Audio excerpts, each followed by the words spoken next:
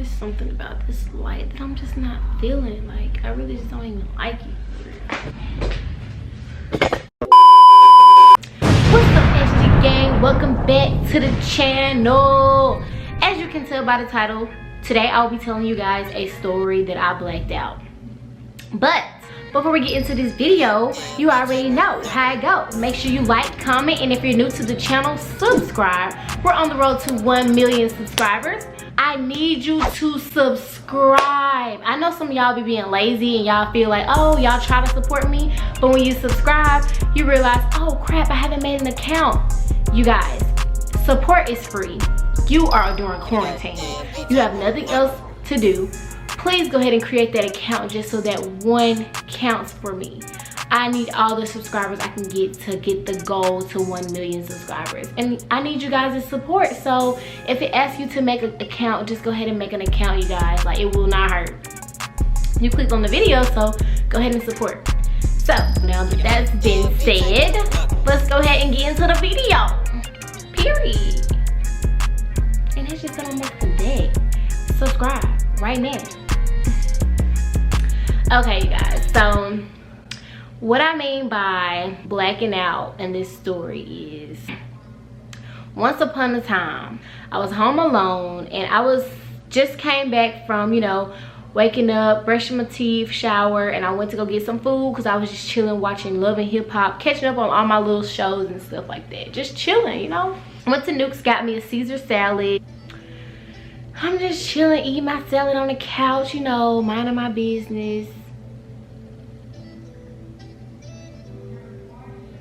I'm all calm and stuff. So, just eat my salad, y'all. Next thing you know, I jumped up.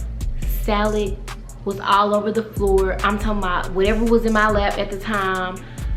It just went straight to the floor. Like, I ran outside. I was trying to go to my neighbor's house who was across the street, who my mom was very close to.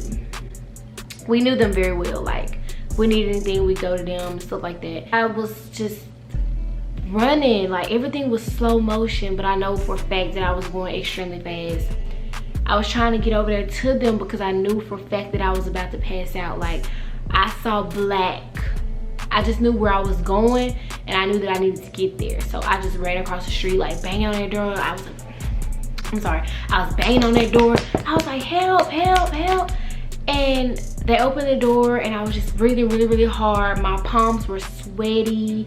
She called my mom and she was just like, yeah, I think she's having a panic attack. Her palms are very clammy. I don't even know what that means. I didn't know what she meant by clammy, but I know that my palms were sweaty.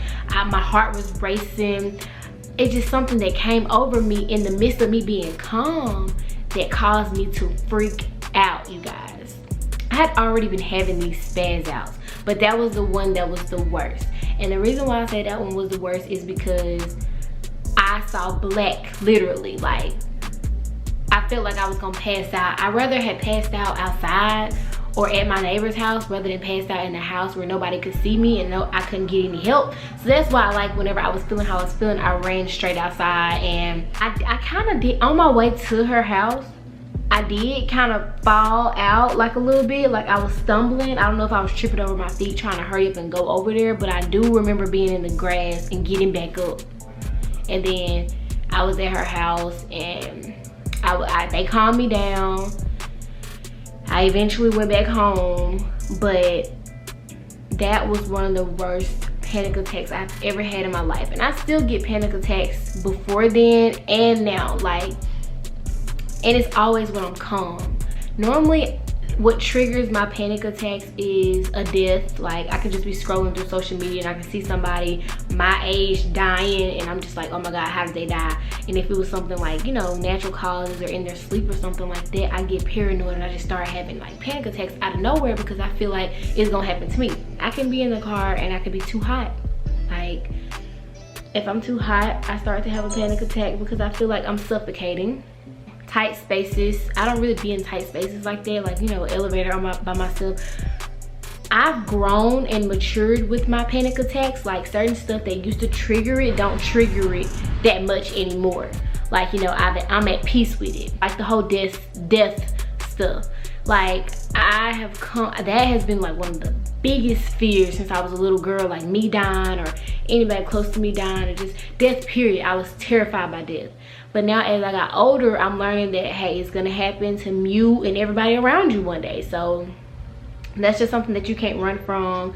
And when it happens, you can't continue to keep going in depression. Like, you know, of course, if something was to happen to somebody close to me, I would be like devastated. But just like, you know, the peers and the people that, you know, scroll on Instagram and see, I learned to just accept it. Like, it's gonna happen. I just try not to let it get to me. Like, I don't go looking for it, you know, try to dig deep and try to find out how this person died like I used to anymore. I'm just scrolling by it. Like, I try not to let it get to me. But another thing that triggers it is I can have like my wig caps and my headbands and stuff be so tight it causes me to have a headache.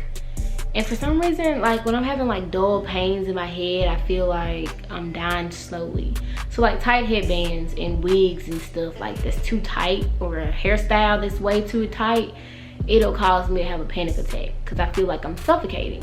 But y'all, I have them like sometimes when I'm driving alone by myself. Like I can just be cruising down the highway, like chilling. Like they come out of nowhere. They hit you like the wind. Like I could just be chilling, vibing to the music. Next thing you know, I'm rolling down the windows. I'm breathing hard. Sometimes I even have to pull over because I be about to have a wreck because, you know, like I be so afraid of dying by myself, like in a car with no help. Really good to have a partner who understands. Lord, that is a blessing to have a partner who understands, like when you have those things, because sometimes people can get annoyed, like, oh my God, here we go again. Like, but if you have somebody who's patient with you, who's, you know, try to comfort you during those things. But if you're one of those people who suffer what I'm talking about, I have a trick that helps. Like, whenever I'm driving, I have to have a fidget spinner, or I try to carry my fidget spinner in my purse wherever I go, because once I start spinning my fidget spinner, when I feel a panic attack coming along, it literally makes it go away.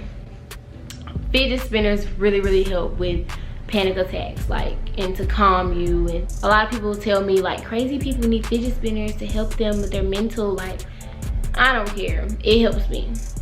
That is the story time that I blacked out. Like, that was one of the most craziest times of my life. Like, but I can say I have matured from it a lot, and it is a blessing. Like, oh, I could be asleep and I jump out of my sleep and run outside just to get some fresh air because I feel like I can't breathe. Like, it's that bad. But yeah, y'all, that's the story on the time that I blacked out.